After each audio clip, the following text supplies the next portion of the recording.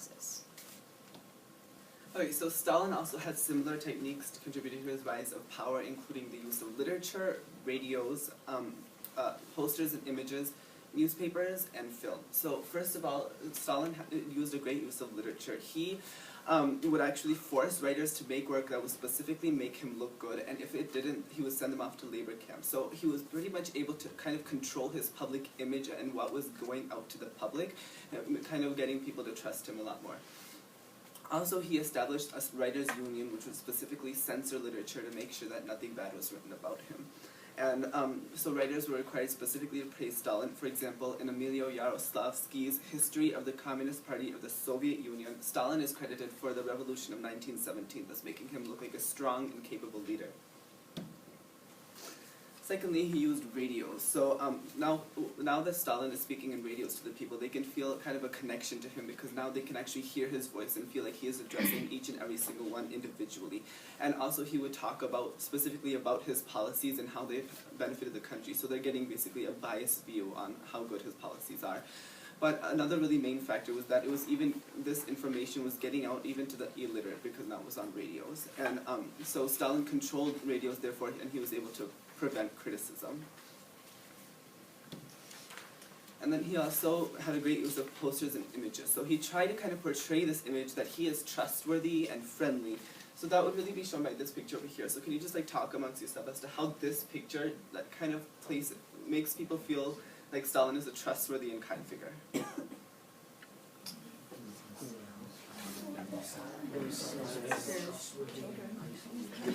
at 13 and a half minutes. Well, I mean, plus a minute and a half, it's 15 minutes. Okay, does anybody have any ideas? I'll do it once. I don't know. Anybody? Yeah? He's smiling and the people are looking up to him. Exactly. The children are literally offering him flowers, and they're literally looking up to him, which kind of can be interpreted as that Stalin is an authority figure and he's one to be looked up to and a role model, thus kind of establishing this image that he is a trustworthy and strong figure. But not only that, he would use posters to strengthen his ideas within society. This poster over here says, "Under the leadership of the great Stalin, forward to communism." So it shows Stalin over here with a huge crowd of really happy people, therefore implying that communism is the way to achieve happiness. But he also tried to convey this image that he and Lenin had a really strong relationship, and that's shown through this picture over here. So he kind of tried to portray this image that those two are best friends and they were pretty much one in their ideas, therefore he wanted people to think that if they followed Lenin, they should also follow Stalin because essentially those two are one. And he also used newspapers a lot. There was a specific newspaper called the Pravda, in which he appointed Lev Meklis to be the editor, and this editor would put in anything that he wanted, so therefore he's able to control the information that is going out to the public. And through this, he changed the story of the Russian Revolution, making it look like he had a much more iconic role than he really did, so therefore it makes people think that he has, one, already proven himself to be a strong leader, and two, is experienced and would be a good authority figure. So being able to control how he's portrayed really helped him get the trust of many people. And lastly, Stalin had used propaganda through films. There was this one film called Battleship Potemkin, in which these sailors revolt against officers due to their harsh conditions, but then the evil czarists come and suppress them and kill many of them. But what this film tried to show is the virtues of the proletariat and tried to show how the government is good because essentially the revolutionaries are good. That's what it's trying to show, and how just evil the czarists are. But more effective was the movie Circus, in which an American woman has a black baby. And in this, they are the victim of much racism. However, they find peace, love, and happiness and refuge in the USSR. So it's trying to show how the USSR is the embodiment of all morals and should be trusted because they're always right. So it's trying to portray this kind of view so people place more of their faith in the government and thus tightening Stalin's grip on the people. So now we will go on to an activity in which we will divide you guys up into 3 groups, and then each of you will have a scenario and a certain amount of resources, and you have to talk about why, or a scenario including your beliefs, and you'll be trying to gain power over the school, and then you have to try to use your resources and talk about what propaganda techniques tactics you would use to gain power? Basically, you're going to come up with a plan for how, if you were trying to like take power in Wayzata High School, how you would use modern technology to kind of let others know about your message and like get other people on your side. So we're going to divide you up and like count down the rows. So like 1, 2, 3, 1, 2, 3, 1. Jessica, you're not going to. 2, 3, 1, 2, 3, 1, 2, 3, 1, 2. So let's go like 1s, 2s, and 3s. And I'll pass it. I'll sit this chair.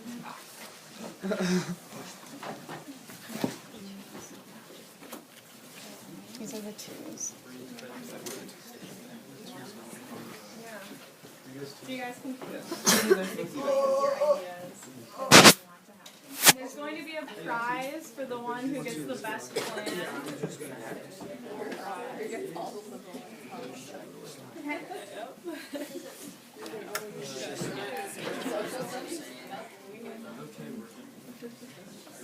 So you would try to like justify your reasons for why you think this. So you have to come up with like a reason why you need the liberal art, and how are you going to take control? Spread bad messages or something like that. And then like use your resources to promote propaganda. Like how would you use technology to? I feel that promote other things. I would use like social media or Hi, Jessica. Pretend I'm not here. I mean, hi. Yeah, so we use social media. Right? I said we could probably use like Newsbreak or the TVs and stuff.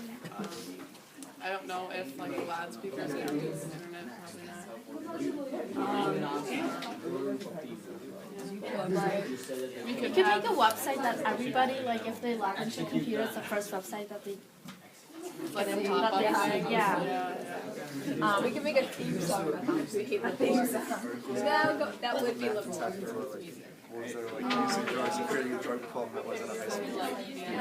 You're going to flood the entire newspaper with articles about how they're terrible people.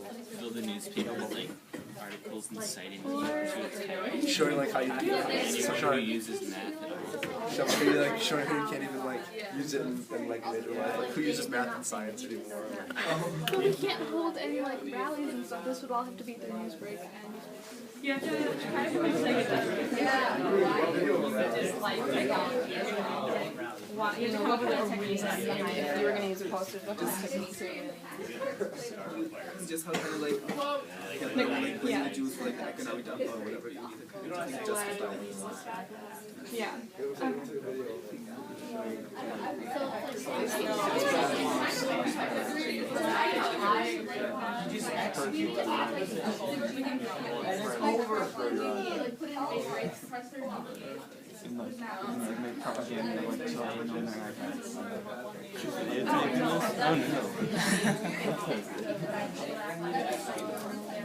Yeah.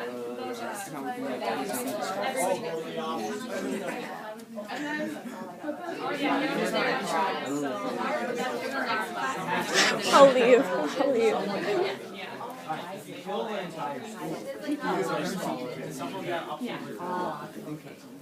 Does anybody need more time? Okay guys, in like a minute, just like wrap it up. Wrap it up for like 1 more minute.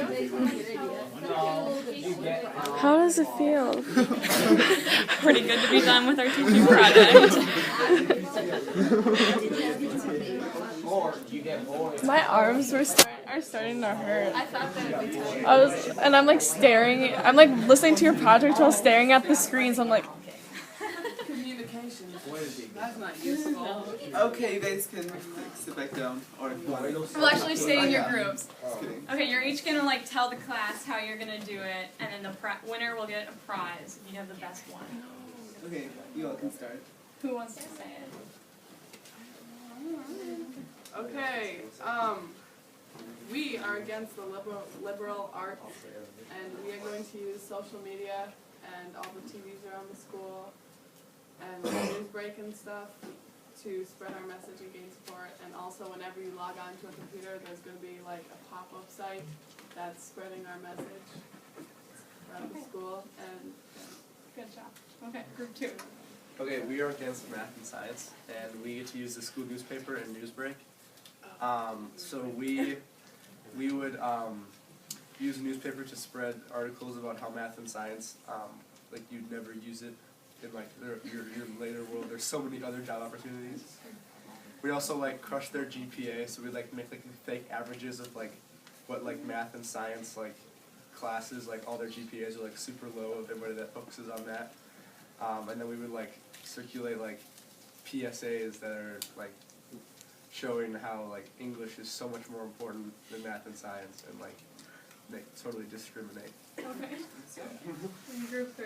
Okay, we want to get rid of technology, so we will ironically spread our message on Newsbreak and say that iPads, computers, and smartboards lower personal interaction, and they will give you no friends. So have posters everywhere saying that you'll be a lonely person if this technology keeps increasing, and we have smartboards and computers everywhere that people just distract each other with.